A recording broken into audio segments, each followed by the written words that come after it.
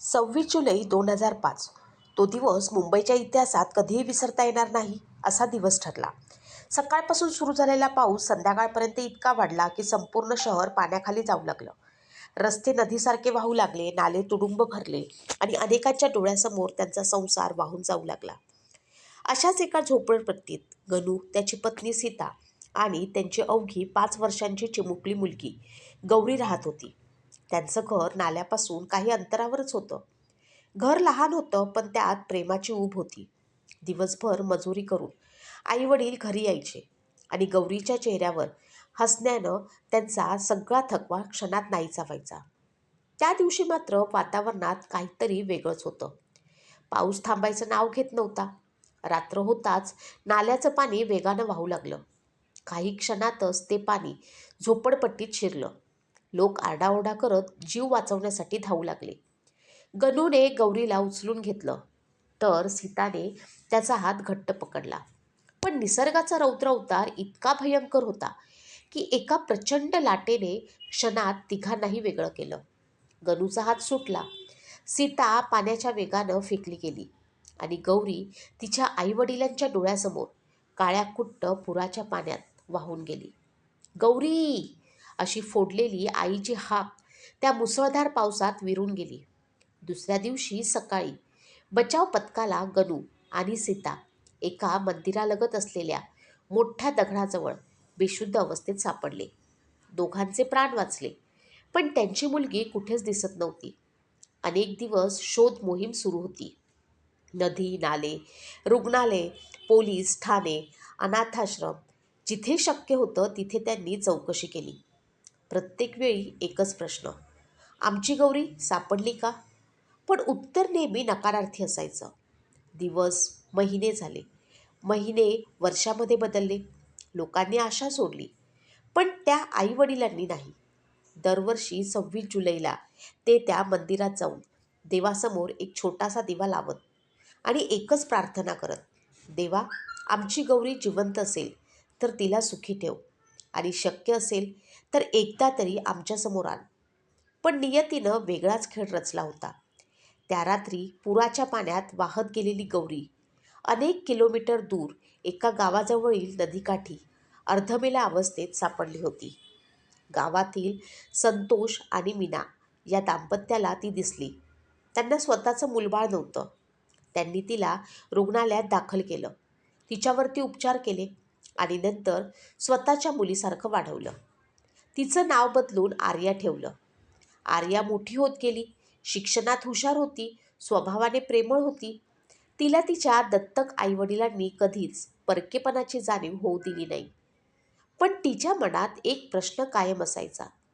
तिला लहानपणापासून एकच स्वप्न वारंवार पडायचं. मुसळधार पाऊस, पाण्याचा प्रचंड आवाज आणि कोणीतरी रडत गौरी गौरी अशी हाक मारत आहे.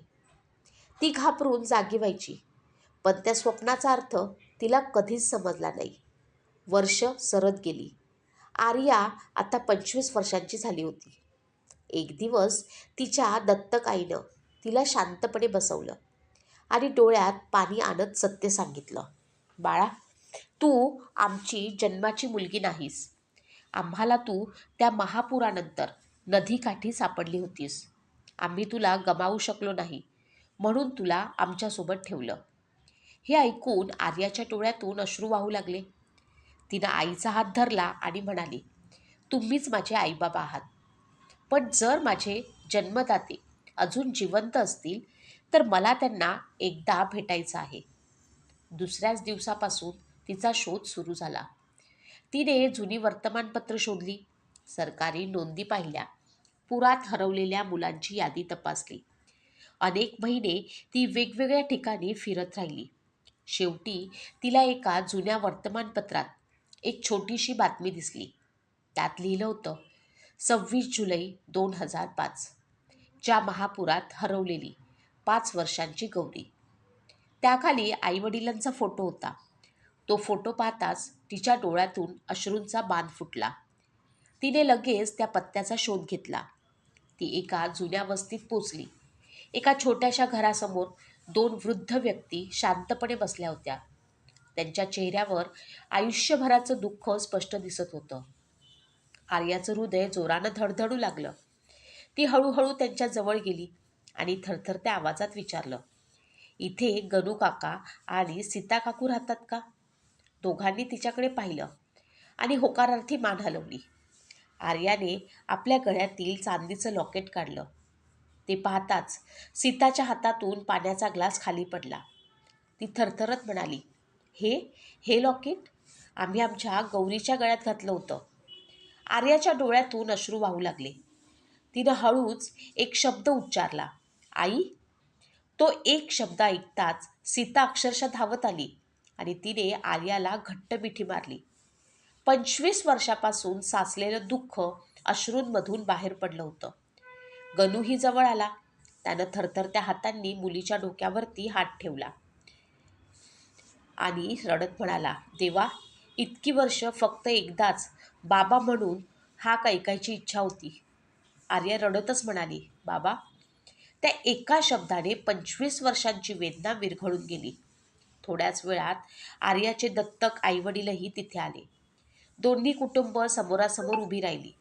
सीताने मीनाचा हात हातात घेतला आणि डोळ्यात अश्रू आणत म्हणाली, तुम्ही आमची मुलगी वाचवलीत, तिच्यावरती प्रेम केलं. आम्ही तुमच्या आयुष्यभर ऋणी राहू. मीना हसत म्हणाली, ती फक्त तुमची नाही, ती आमचीही मुलगी आहे.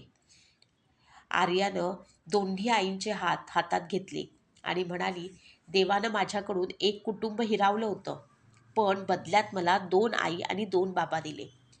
त्या दिवशी 26 जुलैच्या काळ्याकुट्ट आठवणींना अखेर आनंदाचा उजेड मिळाला. 25 वर्षांनी का होईना, एका आईच्या मायेचा, एका वडिलांच्या प्रतीक्षेचा, एका मुलीच्या शोधाचा शेवट झाला. काही नाती काळ, अंतर आणि नियतीलाही हरवतात. कारण रक्ताचं नातं हरवत नाही, ते फक्त योग्य क्षणाची वाट पाहत असतं. त्या दिवशी त्या छोट्याशा घरात फक्त 3 माणसं रडत नव्हती, तर 25 वर्षापासून दडपून ठेवलेल्या भावना मोकळ्या होत होत्या. सीता आपल्या मुलीचा चेहरा पुन्हा पुन्हा हातात धरून पाहत होती. कधी तिच्या कपाळावरती चुंबन घेत होती, तर कधी तिचे केस कुरवाळत होती. गणू मात्र काहीच बोलू शकत नव्हता. त्याच्या डोळ्यातून वाहणारे अश्रू त्याच्या मनातलं सगळं सांगत होते. आर्यालाही विश्वास बसत नव्हता की ज्या आईबाबांना ती फक्त स्वप्नांमध्ये पाहायची, ते आज तिच्यासमोर उभे होते. थोड्याच वेळात आर्यानं आपल्या दत्तक आईवडिलांना जवळ बोलावलं. संतोष आणि मीना थोड्या संकोचाने पुढे आले. त्यांना वाटत होतं, आता कदाचित आर्या त्यांना सोडून जाईल. पण पुढच्या क्षणी आर्याने दोन्ही कुटुंबाचे हात एकमेकांच्या हातात ठेवले आणि म्हणाली, आजपर्यंत मला वाटायचं की मी अनाथ आहे, पण आज मला समजलं की देवाने माझ्यावरती किती मोठी कृपा केली आहे.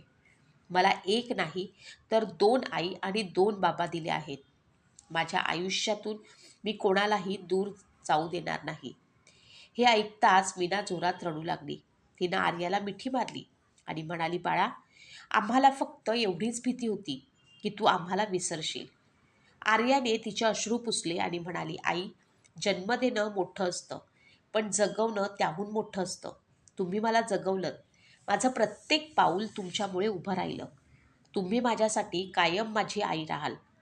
त्या दिवसानंतर आर्या काही दिवस आपल्या जन्मदात्या आईवडिलांसोबत राहिली. घर खूप लहान होतं. भिंतींना तडे गेले होते.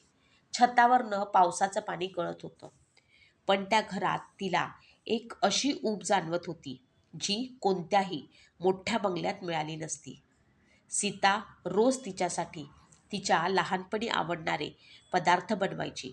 गणू कामावरनं घरी येताना तिच्यासाठी कधी फुलं आणायचा, तर कधी तिच्या लहानपणीसारखा गोड खाऊ आणायचा. जणू 25 वर्षांपूर्वी थांबलेलं आयुष्य पुन्हा सुरू झालं होतं. एक दिवस घर साफ करताना आर्याला एका जुन्या लोखंडी पेटीत काही वस्तू सापडल्या. त्यात एक छोटासा गुलाबी रंगाचा फ्रॉक, एक तुटकी बाहुली, काही जुने फोटो आणि एक छोटीशी चांदीची पैंजण होती. सीतानं ते पाहताच डोळे भरून आले. ती म्हणाली, हे सगळं आम्ही तुझ्यासाठी जपून ठेवलं होतं. प्रत्येक वर्षी वाटायचं, कदाचित यावर्षी आमची गौरी परत येईल. ते ऐकताच आर्या स्वतःला आवरू शकली नाही. तिनं तो फ्रॉक छातीशी धरला आणि आईच्या कुशीत शिरून लहान मुलीसारखं रडू लागली. काही दिवसांनी आर्याने आपल्या दत्तक आईवडिलांनाही त्या घरी आणलं.